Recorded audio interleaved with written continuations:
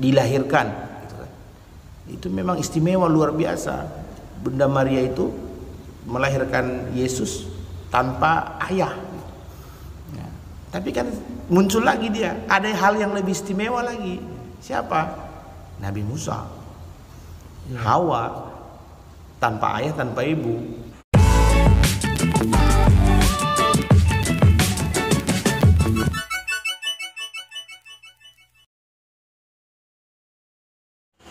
Shalom saudaraku, salam damai sejahtera di dalam kasih Kristus. Berjumpa lagi dengan saya, Didi Juli. Kita akan belajar berapologetika bersama-sama di channel ini. Semakin besar bohongnya, akan semakin besar kesempatannya, dan semakin tebal amplopnya. Itu kenapa banyak mualaf yang rame-rame ngaku mantan pendeta. Anehnya, pendeta-pendeta ini tidak mengerti tentang Alkitab. Salah satunya adalah mantan pendeta yang akan kita bahas dalam video ini, yaitu seorang pendeta yang pernah memurtadkan banyak orang katanya, tapi cerita Alkitab saja tidak paham. Siapakah dia? Mari kita melihat video berikut ini. Dan selanjutnya saya masuk sekolah teologi sampai saya di tahbis, jadi teologinya pendeta. Di Bandung juga? Enggak, di Medan. Ya, di Medan. Dari Bandung terus ke Medan. Ya, jadi memang cukup unik, aneh gitu ya, karena saya dari kecil memang cita-cita saya jadi pendeta. Oh iya. Dari kecil gitu. Jadi orang tanya saya sebelum TK pun saya sudah bisa mengatakan, kalau orang tanya cita-citanya apa, pendeta gitu. Sampai besar. Jadi pendeta itu terwujud ya, jadi gitu. Namun seiring waktu berjalan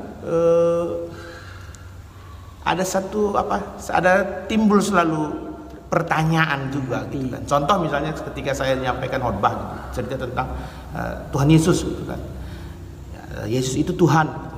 Tapi nanti selesai itu ada pertanyaan lagi dalam hati, apa iya ya gitu. Nah, jadi lebih kepada hal-hal yang logikanya gitu. Contoh misalnya Yesus itu Tuhan. Nah, itu kan di dalam pengajaran Kristen kan seperti itu. Yeah. Lalu ketika Yesus itu mati di kayu salib, nah pertanyaannya, kok Tuhan mati gitu? Nyawanya sama siapa? Loh, nyawa Tuhan tadi siapa yang ngambil gitu kan. Jadi dilahirkan gitu kan. Itu memang istimewa luar biasa. Bunda Maria itu melahirkan Yesus tanpa ayah. Ya. Tapi kan muncul lagi dia, ada hal yang lebih istimewa lagi. Siapa? Nabi Musa. Hawa tanpa ayah, tanpa ibu. Allah yang jadikan gitu kan. Nah, jadi itu yang semakin hari semakin menggiring kita bahwa kalau berlama-lama jadi problem nanti gitu ya. Jadi, kalau dia memang benar mantan pendeta, tentu dia paham Alkitab dan juga paham doktrin kekristenan. Nah, ini nggak paham sama sekali. Akhirnya dia ngawur mengenai cerita tentang Yesus. Dia bilang kalau Yesus itu Tuhan, kok mati di kayu salib? Kalau Tuhan mati, siapa yang mengambil nyawanya? Nah, kalau dia adalah seorang pendeta, tentu dia tidak akan bingung mengenai hal ini, karena semuanya sudah dijelaskan di dalam Alkitab. Yesus adalah firman Allah yang menjadi manusia. Dan ketika dia dalam kondisi atau keadaan dalam wujudnya sebagai manusia, dia memiliki kodrat ganda. Kodrat ilahi karena dia firman Allah, berasal dari Allah dan dia adalah Allah. Yang kedua adalah kodrat insani. Dia mengambil wujud sebagai manusia. Nah, ketika di atas kayu salib, kodrat yang kedua, kodrat sebagai manusia inilah yang mati. Manusia Yesus inilah yang mati. Lalu siapa yang mengambil nyawanya? Ya nggak ada. Yesus kan Tuhan, dia kan Allah. Siapa yang mengambil nyawanya? Kalau ada yang mengambil nyawanya Yesus, berarti ada yang lebih tinggi daripada Tuhan. Lukas 23 ayat 46. Lalu Yesus berseru dengan suara nyaring, "Ya Bapa, ke dalam tangan-Mu kuserahkan nyawaku." Dan sesudah berkata demikian, ia menyerahkan nyawanya. Kalau kita membaca Alkitab ini, sebenarnya bahasanya sangat sederhana dan sangat bisa dimengerti. Ketika Yesus menyerahkan nyawanya kepada Bapa, yaitu kepada Allah, ingat ya, doktrin Tritunggal, Allah wujudnya, dia punya firman, dan dia juga punya roh. Nah, firman ini ketika menjadi manusia, dia punya kodrat ganda. Saya ulangi lagi ya, kodrat ilahi dan insani. Nah, kodrat manusia inilah yang mati di kayu salib, dan dia menyerahkan nyawanya kepada Bapa, kepada Allah. Nggak ada yang mengambil, karena kalau ada yang mengambil nyawanya Yesus, berarti ada yang lebih tinggi dari Yesus. Berarti Yesus bukan Tuhan.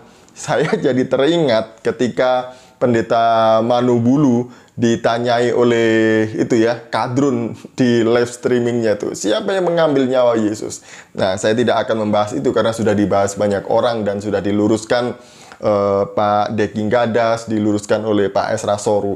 Nah, kembali ke konteks ini, nggak ada yang mengambil nyawa Yesus karena Yesus menyerahkan nyawanya. Nah, ketika Yesus menyerahkan nyawanya ke dalam tangan Bapa, kemana dia? Mari kita melihat Alkitab lagi. Katanya ada orang yang mengatakan Yesus pergi ke neraka. Kalau kita membaca Alkitab, tidak ada dikatakan Yesus pergi ke neraka. Mari kita melihat di dalam 1 Petrus 3 ayat yang ke-18 kemudian 19. Berbunyi demikian. Sebab juga Kristus telah mati sekali untuk segala dosa kita. Ia yang benar untuk orang-orang yang tidak benar, supaya ia membawa kita kepada Allah. Ia yang telah dibunuh dalam keadaannya sebagai manusia. Ingat ya, Yesus dibunuh di atas kayu salib dalam keadaannya sebagai manusia.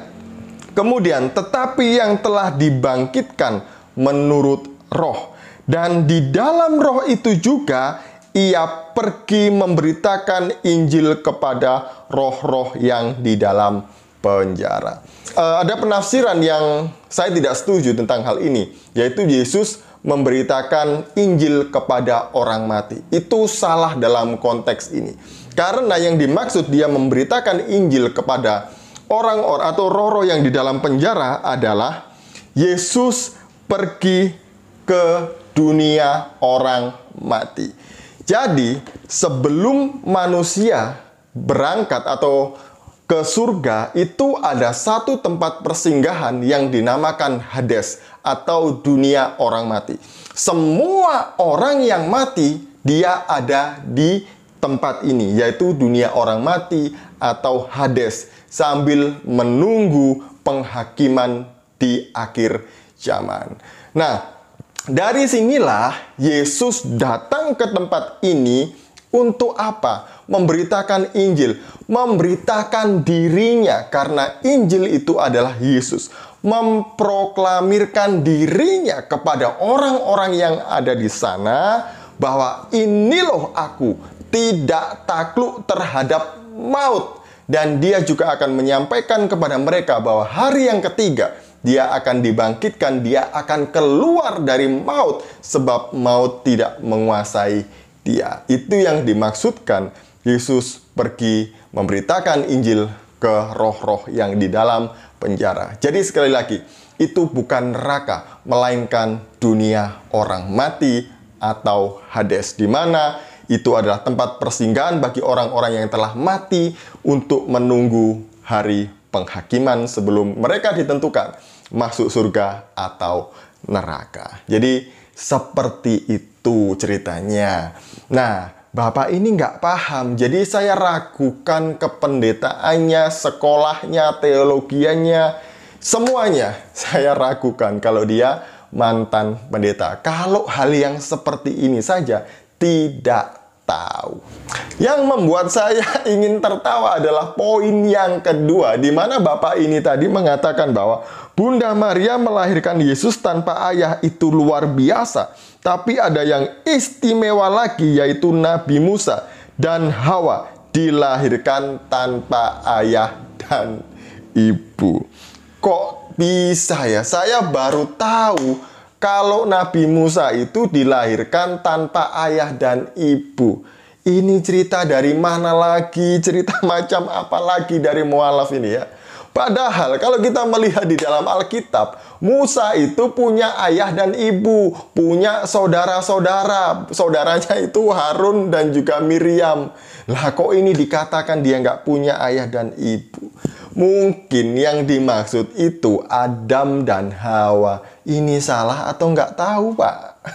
Kok malu-maluin gini aja mengakunya mantan pendeta besar, lulusan teologi, menggembalakan, memurtadkan banyak orang. Aduh, oke lah ya. Jadi beginilah kualitas mualaf-mualaf itu ya. Nah, apa bedanya, istimewanya Adam dengan Hawa dan juga Yesus?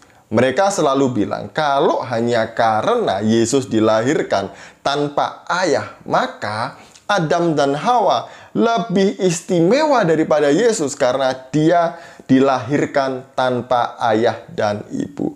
Sangat beda konteksnya.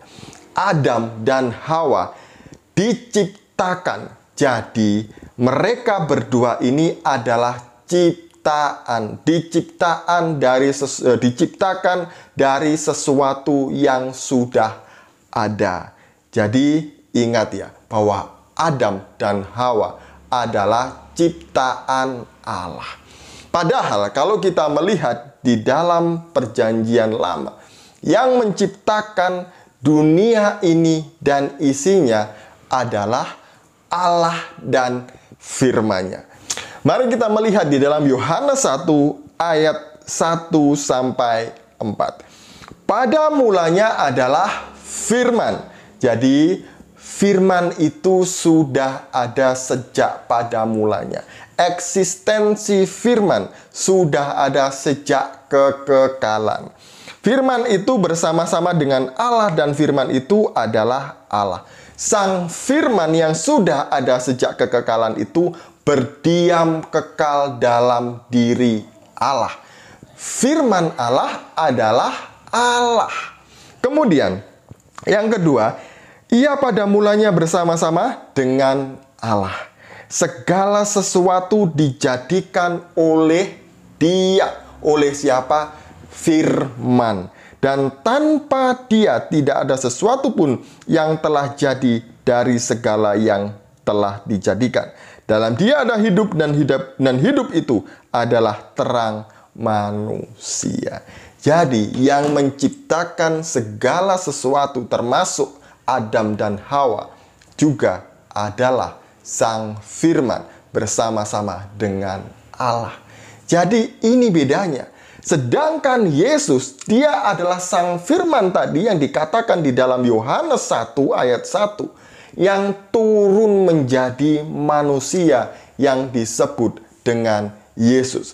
Tanpa adanya pembuahan laki-laki dan perempuan. Karena firman itu nusul ke dalam rahim Maria oleh perantaraan Roh Allah yang Maha Kudus. Tahu bedanya? Sangat berbeda. Jadi inilah yang dikatakan oleh Alkitab. Yang sebenarnya bukan apa yang disampaikan oleh Bapak mantan pendeta katanya tadi itu. Sekian dari saya, semoga ini memberkati kita. Shalom, salam waras, Tuhan Yesus memberkati.